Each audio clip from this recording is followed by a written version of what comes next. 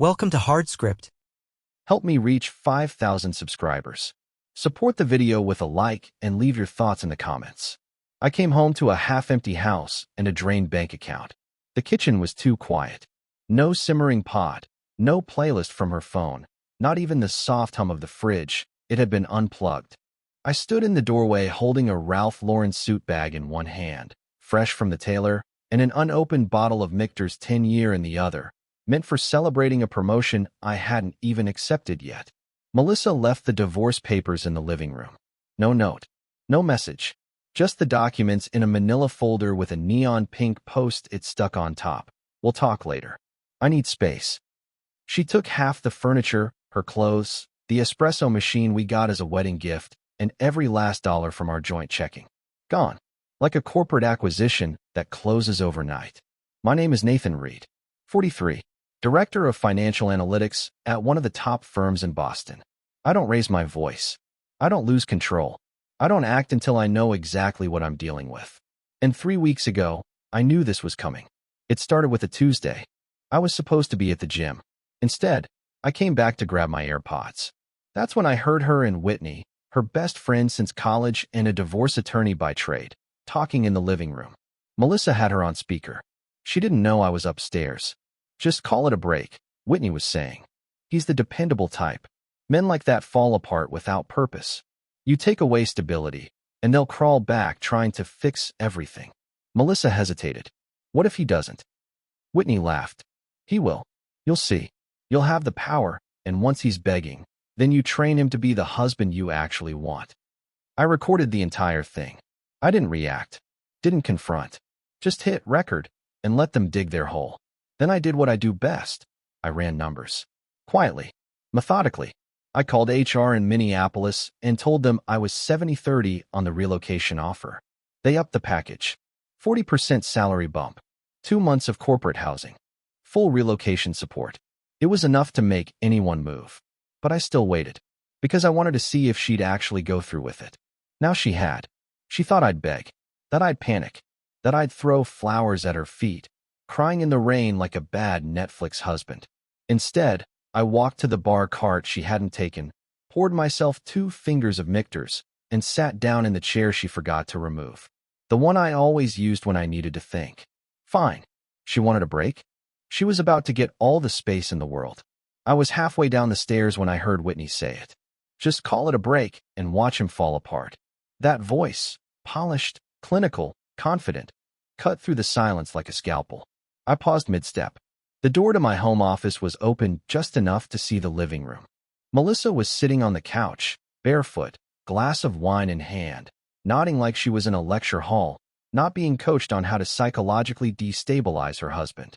He's the type who needs to feel useful, Whitney continued. Make him feel irrelevant, and he'll claw to get back on your good side. I had my phone in my hand, still checking emails. Quietly, I opened the recording app and hit record. It wasn't paranoia. It was insurance. Melissa's voice was shaky. And if he doesn't? Then you've got your answer, Whitney replied. But trust me, he will. These dependable finance guys, their whole identity is built around being the steady one. Shake the ground under them, and they'll do anything to restore balance. You just have to act like you're serious. They talked for 16 minutes. Strategy, pacing, psychological pressure points. Whitney even had a damn timeline.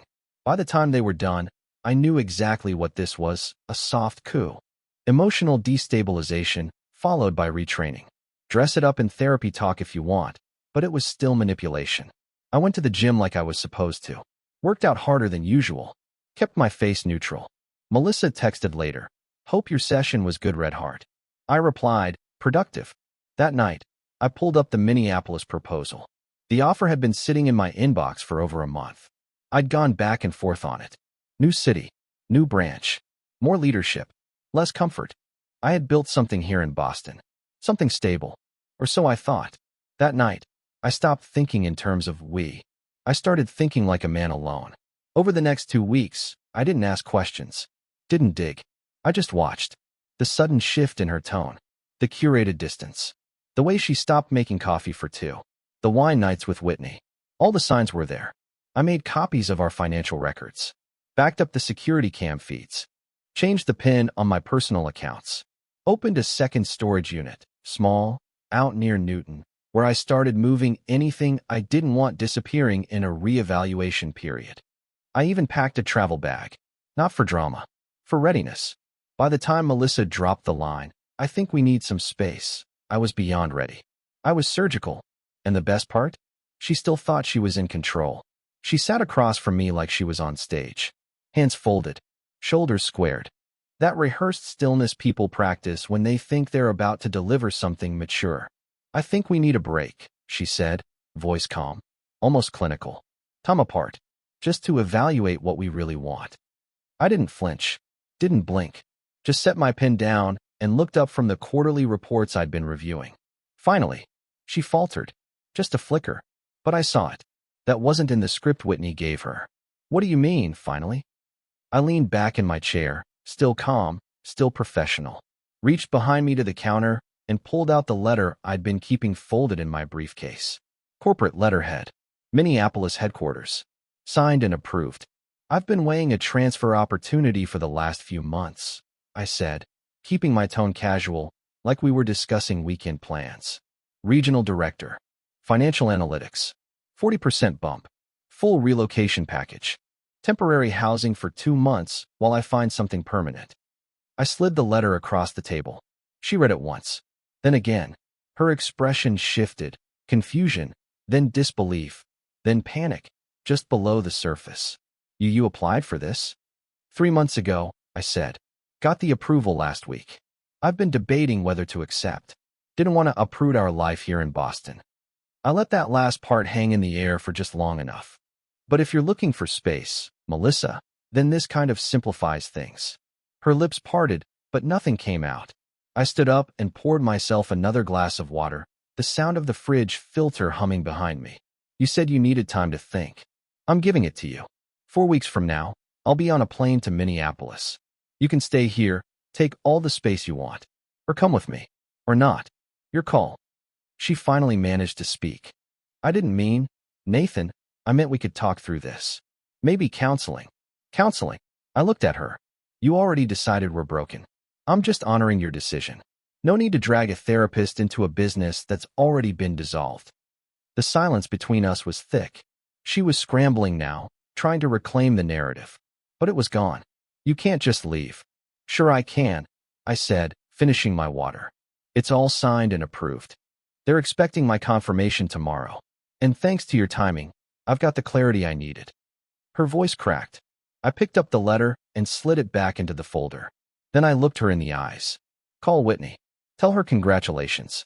Her strategy worked." And I walked upstairs.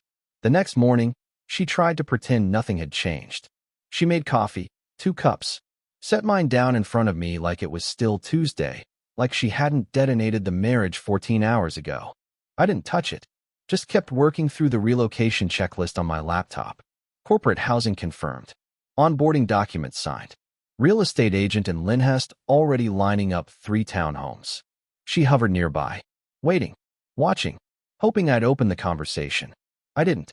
Around 9 a.m., she stepped into the doorway of my office. Arms crossed, face tense but composed, still holding onto the roll. "So I talked to Whitney last night," she said. I didn't look up. "The one coaching you through relationship sabotage?" She froze. "What are you talking about?" I finally looked at her. "Don't play dumb. You think I didn't notice the sudden personality shift? The carefully timed withdrawal? The textbook phrasing?" She opened her mouth, closed it. "I overheard the conversation, Melissa. The night she told you to call it a break and watch me fall apart. You were on speaker. Your voice wasn't confident. It was rehearsed. Nervous. Unsure." The color drained from her face. "You knew? For how long?" 3 weeks. She sat down slowly in the guest chair across from my desk. Her voice dropped. "So this whole thing, you were planning it?" "I was preparing for it," I said. "Big difference. But you didn't say anything." I shrugged. "Didn't need to. You already made your move. I just made mine cleaner." She looked like she wanted to cry, but nothing came. No tears. Just a silence she didn't know how to sit in. "This wasn't supposed to happen like this," she said. "No kidding." I closed the laptop. "Let me guess. Whitney said I'd beg. That I'd panic. that I'd start bringing home flowers and promises. Her eyes dropped. That's the problem with manipulation tactics, I continued. They only work on people who don't see them coming. My phone rang. Minneapolis HR. Right on schedule. I picked it up. This is Nathan Reed. Yes, I reviewed the contract. I'm ready to proceed. She just sat there and listened as I finalized the offer. Salary. Start date. Relocation bonus. Signing documents. When I hung up, she looked wrecked. Like she'd just realized this wasn't a bluff. This wasn't about making a point. This was a man already in motion. You're really doing this? Of course I am. You said you needed space to think. I'm giving it to you. In fact, I'm making it easy. She was quiet for a long time. What if I changed my mind? She asked, barely above a whisper. What if I said I didn't want the break anymore? I looked at her. What if I told you I no longer cared? She showed up at the apartment Thursday afternoon. Not Melissa. Whitney. That alone told me everything I needed to know about how desperate things had gotten. She walked in like a junior partner entering arbitration. Leather tote bag, heels, blazer, zero hesitation. She didn't even look at Melissa when she passed her in the hallway. This wasn't about emotional support. This was damage control. Nathan, she said, smiling like we were old friends. Can we talk? I didn't offer her a seat. Just closed the folder I was working on, moving company estimates, and looked up. Sure, I said. Legal to legal. She blinked. Just for a moment. Let's keep this civil. I am. She sat down, crossed her legs, posture like a courtroom closing statement. Melissa made a mistake. She got scared. That doesn't mean you throw away a marriage over one conversation. You mean the one where you instructed her to destabilize her husband to force behavioral change? Whitney's jaw tightened. She didn't record it, Nathan. It's just her word against yours. I recorded it. I said it quietly, like I was commenting on the weather. Whitney didn't move, but I saw her throat tense as she swallowed. Massachusetts is a one-party consent state, I added. Recording someone in your own home is perfectly legal. And last I checked, you were coaching psychological manipulation in mine. She opened her mouth. Closed it. This isn't a threat, I continued. I'm not filing anything. I'm not suing anyone. I'm not dragging your name through the mud. Whitney slowly exhaled. So what do you want? Nothing, I said. You don't get to play that card. You already made your move. This is the part where you watch it unfold. She tried to pivot. Look, you're throwing away a good woman. I'm keeping my self-respect. I stood up. And you're going to walk out of here and tell Melissa exactly what you told her the night you lit the match. Whitney stood, too. The courtroom confidence was cracking. And if I don't, I looked her dead in the eye. Then I'll forward the recording to the Massachusetts Bar Association. Let them decide if your coaching aligns with professional ethics. She stared at me. Then, without another word, turned and walked out. Melissa was in the hallway, listening the whole time. She didn't say a word. I didn't look at her. I went back to reviewing quotes from the second moving company. By Thursday, the movers had arrived. 2 guys with clipboards and matching t-shirts rolled through the apartment, checking furniture, taking measurements, asking about destination dates and access points. The kind of people who don't care why someone's moving, just that they are. Melissa followed us from room to room like a ghost in her own life. When one of the movers asked, "Will both of you be there for delivery in Minneapolis?" I didn't hesitate. "I'll definitely be there," I said, still confirming whether it'll be one household or 2 separate inventories. Melissa flinched like I'd slapped her. I moved to the bedroom, started sorting my wardrobe, work clothes in one pile, casual in another. My suits were already packed in garment bags. I pulled out a box labeled Minneapolis, Day 1, and placed a few essentials inside. Laptop, external drive, watch, passport, 3 pins I liked. That kind of box tells a person you're not bluffing. "You're really doing this," she said behind me. "Doing what?" "Uprooting everything. Over a conversation." "No," I said, folding a shirt. "I'm accepting a career opportunity one earned. You're the one who wanted space. I'm giving it to you." She stepped closer. "I didn't mean this. I didn't mean movers and boxes and leaving." "Then you should have said what you meant. Not what Whitney told you to say." She didn't answer. One of the movers popped his head into the room. "You want us to wrap the bookshelf?" "Everything except the bottom shelf," I said. "That stays." He nodded and disappeared. I glanced back at her. She was standing in the doorway, barefoot, arms crossed over an old sweatshirt. Mine, ironically. You can't just blow up our whole life because of a miscalculation, she said. I placed another folded shirt in the box. You didn't miscalculate. You played the wrong game. Her voice got quiet. So that's it. No, I said. That's just this part. The next part's mine. When the movers left, Melissa sat on the edge of the bed staring at nothing. I finished taping up the first batch of boxes and labeled them. Bedroom. Minneapolis. Load first. She watched every move like it was a countdown. And in a way, it was. Tomorrow, the second company would come. I'd get their quote. Then choose.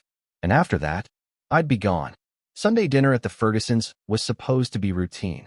Melissa's mother made a roast every week. Her father told recycled stories about contracting jobs from the 90s.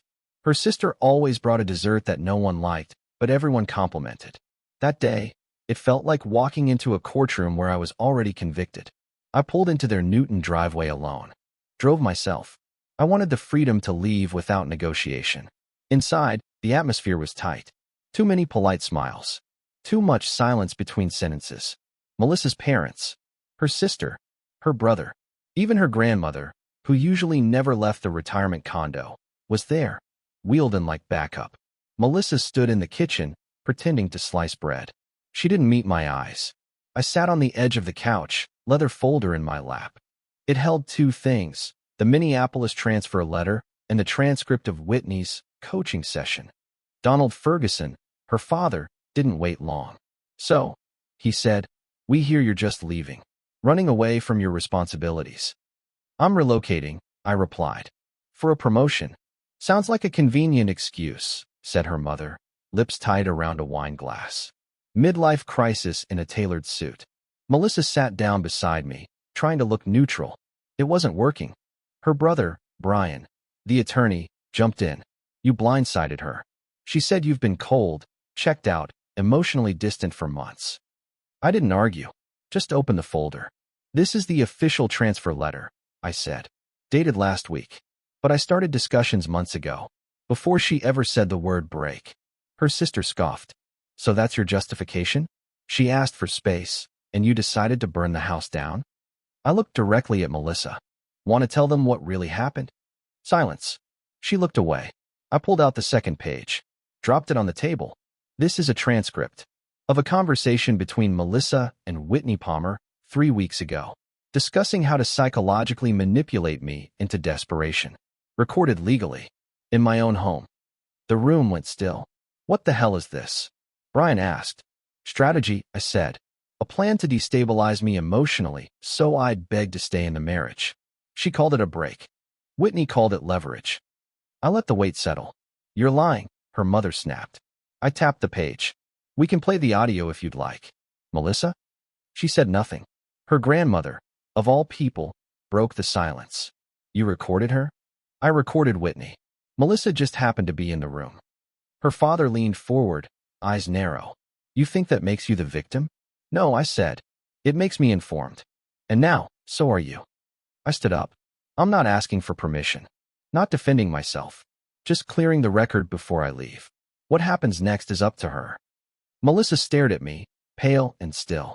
Her family didn't speak. I walked out without dessert.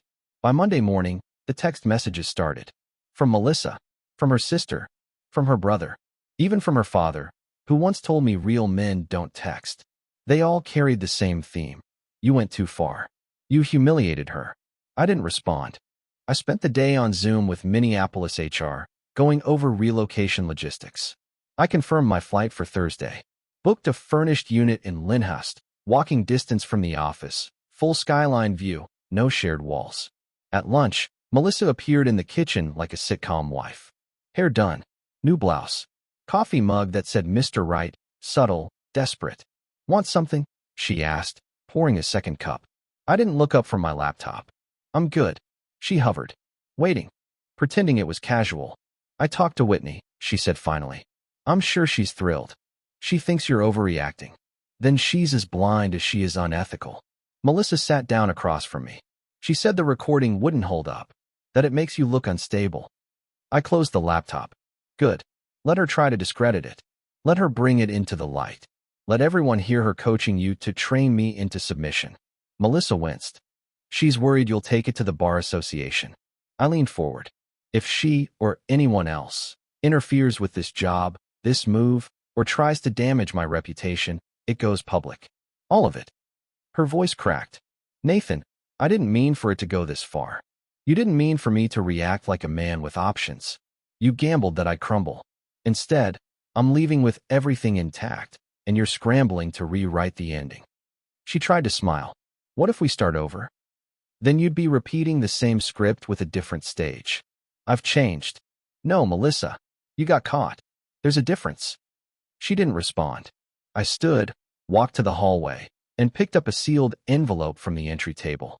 Inside, a full transcript of the audio, notarized, time-stamped. I handed it to her. What's this? Your insurance, I said. So when you start spinning this to your friends, your family, your next therapist, remember, this is what actually happened. She opened it. Scanned the first page. Her face fell. You printed this? No. I printed 5.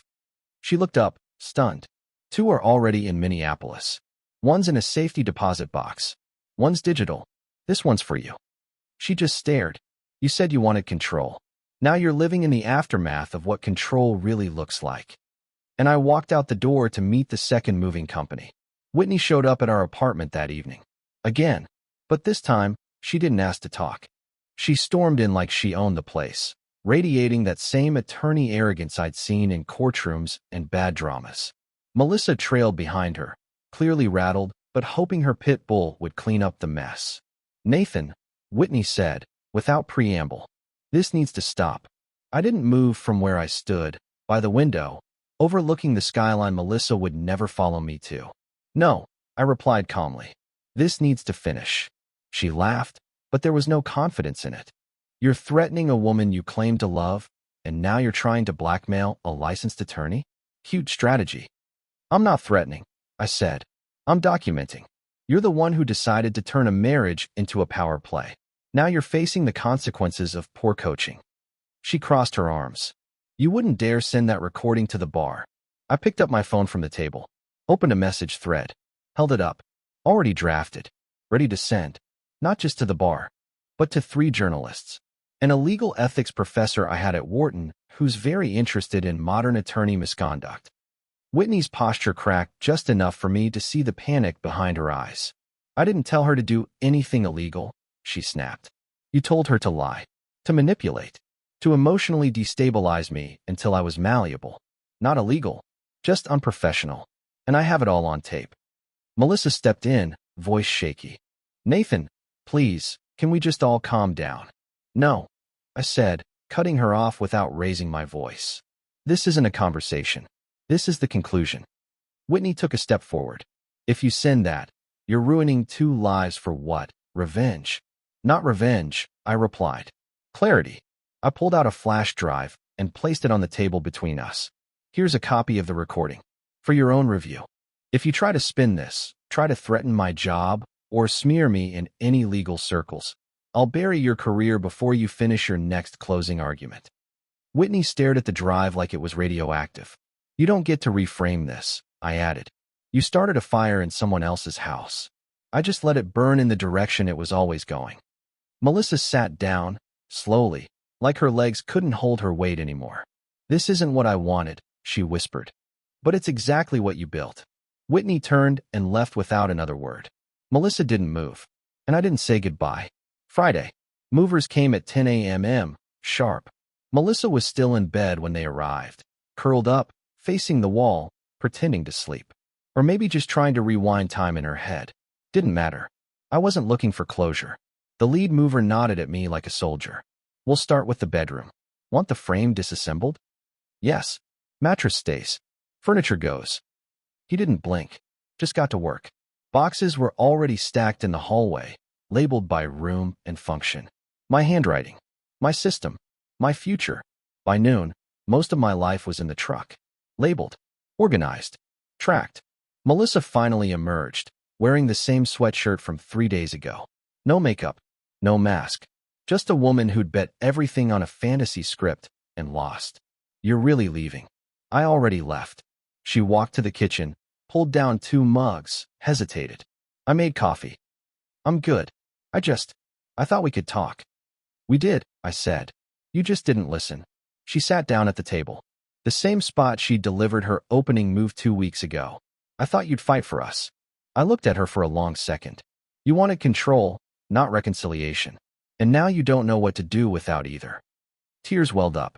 Real ones this time. Maybe even 2 late ones. I didn't know you were capable of this kind of cold.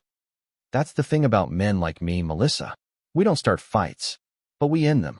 Quietly. She started sobbing. I didn't reach for her. Didn't flinch. I signed the final invoice from the movers, tipped them cash, and closed the truck door myself. When I came back inside, she was still at the table, still crying. I placed a single envelope in front of her. Thick.